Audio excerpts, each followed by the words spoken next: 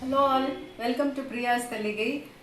ரொம்ப நாள் கழித்து நான் பண்ணுறேன் ஒரு புது ரெசிபி வந்து உங்களுக்குலாம் வந்து பண்ணி காமிக்க போகிறேன். கோங்கூரா பிக்கிள் இது எப்படி பண்ணுறதுன்றது பார்க்கலாம் இன்னைக்கு. ரொம்ப டேஸ்டியாக ஒரு கையில் வந்து ஒரு ட்ராவல் ஃப்ரெண்ட்லியாக எடுத்துன்னு போகலாம். ஒரு பேச்சுலர்ஸ் ஆர் லைக் ஸ்டூடெண்ட்ஸ் யாரான்னு இருந்தால் கூட அவளுக்கு இது யூஸ் ஆகும். ரொம்ப நல்லா இருந்தது. இப்போ ரீசெண்டாக வந்து நான் வந்து இந்த ரெசிபி வந்து கற்றுனேன். ஸோ உங்களோட அது ரொம்ப ஷேர் பண்ணுறதுக்கு வந்து எனக்கு ரொம்ப சந்தோஷம். எப்படி பண்ணுறதுன்றதை பார்த்துடலாம்.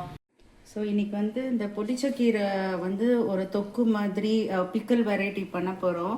ஒரு ஆந்திரா ஸ்டைல் பிக்கல் வெரைட்டி பண்ண போகிறோம். ஸோ நான் இன்றைக்கி ஒரு கட்டு வந்து புளிச்சக்கீரை வாங்கியிருக்கேன். இதை நல்லா ஆஞ்சு நல்லா ஒரு 4-5 தடவை வாஷ் பண்ணணும். நிறையா மண் இருக்கும். வாஷ் பண்ணி நல்லா தண்ணியில் வாஷ் பண்ணிவிட்டு அதுக்கப்புறம் வந்து ஒரு துணி போட்டு நல்லா ட்ரை பண்ணும். அதில் கொஞ்சம் கூட ஈரமே இருக்கக்கூடாது. ஸோ இதை நல்லா ட்ரை பண்ணி எடுத்து வச்சுருக்கேங்க. இதுக்கு வந்து கொஞ்சம் வந்து என்ன பண்ணியிருக்கேன்னாக்கா பச்சை மிளகாவை வந்து கிட்டத்தட்ட ஒரு 100 கிராம், ஒரு கட்டுக்கு கிட்டத்தட்ட 100-150 கிராம் வச்சுக்கலாம். இது என்னோட வீட்டிலே க்ரோ ஆன பச்சை மிளகா. ஸோ அதை வந்து நல்லா வதக்கி வச்சுருக்கேன். அது பார்த்தீங்கன்னா நல்லா அப்படியே குக் ஆகி ஒரு வெந்த மாதிரி இருக்கும். ஸோ இப்போ இதுக்கு தேவையான அளவு கொஞ்சம் ஒரு லெமன் சைஸ் அளவு புளி. இந்த புளியை வந்து கொஞ்சம் ஊற வச்சு இதை வந்து லைட்டாக வந்து பேஸ்ட் மாதிரி இங்கே வந்து அரைச்சி எடுத்துட்டு அதை நல்லா குக் பண்ணி வச்சுக்கணும் இப்போது. ஸோ இப்போ அதுக்குள்ளே இதை குக் ஆகிறதுக்குள்ளே இங்கே வந்து நம்ம கொஞ்சோண்டு ஆயில் போட்டு இந்த புளிச்சக்கீரையை வந்து நல்ல ட்ரையாக நல்லா வதக்க போகிறோம்.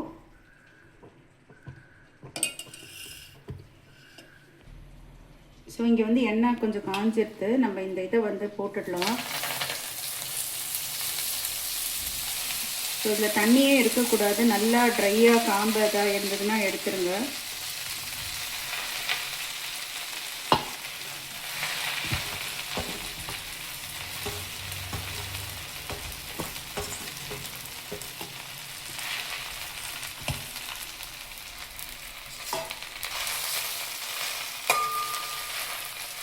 இது நல்லா ஒரு ஃபியூ மினிட்ஸ் நல்லா வதக்கணும். அது அப்படியே நல்லா ட்ரையாக ஒரு சுருளாக வந்து வதங்கிடும்.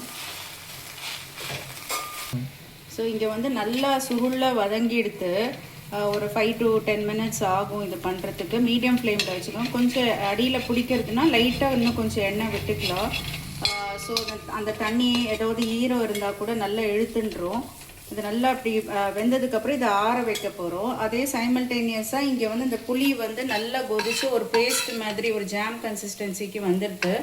ஸோ நம்ம இதை வந்து கொஞ்சம் ஆற வச்சு மிக்சியில் வந்து ஒரு லைட்டாக பல்ஸ் மோடில் போடலாம். அப்படி இல்லைன்னாக்க நான் இன்றைக்கி இந்த மோட்டார் அண்ட் பஸ்டலில் வந்து இதை வந்து போட்டுட்டு இது ரெண்டுத்தையும் வந்து நான் வந்து ஒரு லைட்டாக 1-2 ஸ்மாஷ் பண்ண போகிறேன். ஸோ இங்கே இந்த பச்சை மிளகாவை வந்து ஆட் பண்ணியிருக்கேன். இதை நல்லா வதக்கி வச்சுருக்கேன் பச்சை மிளகாவை. ஸோ நம்ம இன்னும் கொஞ்சம் சால்ட் வந்து ஆட் பண்ணல. ஸோ இப்போ இதுக்கு தேவையான அளவு கொஞ்சமாக சால்ட் ஆட் பண்ணிக்கலாம். ஸோ நான் கொஞ்சம் ஆட் பண்ணுறேன் சால்ட்டு.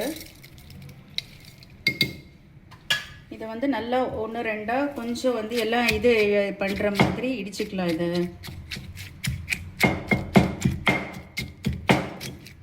இதில் வந்து கொஞ்சம் 1-2 அரைச்சிருக்கேன். அதில் இந்த புளி பேஸ்ட்டையும் நம்ம இதில் ஆட் பண்ணிக்கலாம். ஸோ இதுலேயும் கொஞ்சம் தண்ணி இருக்காது, எல்லாமே நல்லா ட்ரெயின் ஆகிடும். ஸோ நம்ம இது ஊறுகாய் மாதிரி வச்சுக்கிறதுனால கொஞ்ச நாளைக்கு வந்து நம்மளுக்கு வந்து கெட்டு போகாமல் இருக்கும். இது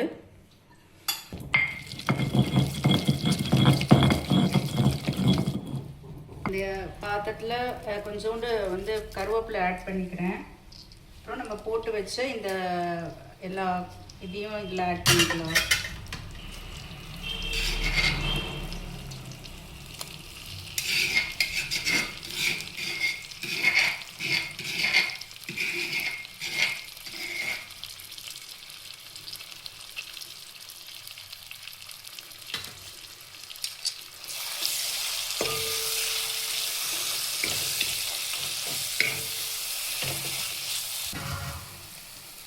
இப்போ வந்து இதில் நல்லா போட்டு கொஞ்சம் எண்ணெய் நல்லா வதங்கிடுது நல்லா. ஸோ இப்போ நம்ம வந்து இதுக்கு கொஞ்சம் வந்து தனியா பொடி கொஞ்சம் ஆட் பண்ணுறோம். இது வெறும் தனியா பொடி, ரோஸ்டட் தனியா பொடி இல்லை, சும்மா ஒரு ஒரு ஒரு 2 டேபிள் ஸ்பூன் அளவுக்கு இதுக்கு ஆட் பண்ணணும். ஸோ நான் இங்கே வந்து என்ன பண்ணியிருக்கேன்னாக்கா வெறும் மிளகாவை வந்து நல்லா பொடி பண்ணி வச்சுருக்கேன். ஸோ இதுக்கு ஆல்ரெடி பச்சை மிளகா போட்டிருக்கோம். பட் இந்த கலர் அண்ட் இதுக்காக வந்து கொஞ்சோண்டு இன்னும் கொஞ்சம் ஆட் பண்ணுறோம். ஏன்னா இது ஆல்ரெடி புளிப்பு நிறையா இருக்கும். ஸோ இது கொஞ்சோண்டு இதை ஆட் பண்ணிவிட்டு இதில் வந்து கொஞ்சோண்டு வந்து ரோஸ்டட் ஜீரா பவுடர். ஸோ இது நல்லா அந்த டேஸ்ட்டு நல்லாயிருக்கும். ப்ளஸ் கொஞ்சோண்டு வந்து பெருங்காயம். ஸோ இது எல்லாத்தையும் நல்லா கொஞ்சம் இன்னும் கொஞ்சம் நம்மளுக்கு உப்பு காரம் எல்லாம் போதுமான்னு பார்த்துன்ட்டு ஆயில் வேணும்னாலும் இப்போ நம்ம இது போடுறதுனால கொஞ்சம் ஆயில் வந்து இதுவாக இழுத்துக்கும். ஸோ இதெல்லாம் சேர்ந்தாப்பில் நல்லா வதக்கணும். ஸோ இது நல்லா வந்து சுருள வதக்கியாச்சு.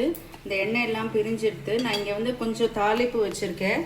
ஸோ நான் இங்கே கொஞ்சம் வந்து சாதம் கொஞ்சம் போட்டிருக்கேன் அந்த இதில்.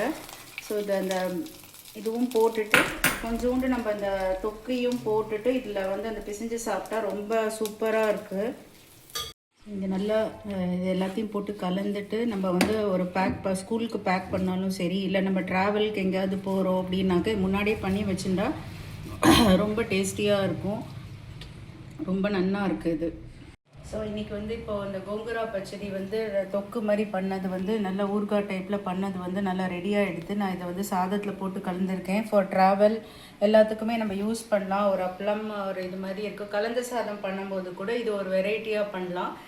ரொம்ப டேஸ்டியாக இருக்குது. கொஞ்சம் காரம் இருக்கணும், அப்படின்னா தான் இதோட இது வந்து நல்லா இன்னும் டேஸ்ட்டு தெரியும். நீங்களும் வந்து வீட்டில் ட்ரை பண்ணி பாருங்கள். ஒரு ஏர்டைட் கண்டெய்னரில் வந்து அது ஸ்டோர் பண்ணி வச்சுக்கலாம். அப் டு 1 month வரைக்கும் இருக்கும் அது. உங்களோட ஃபீட்பேக்ஸ் அண்ட் கமெண்ட்ஸை வந்து எனக்கு சொல்லுங்கள். பிரியாஸ் தலிகை இன்ஸ்டாகிராம்லேயும் இருக்குது Priya's Thaligai. Please like, share and comment. Happy cooking.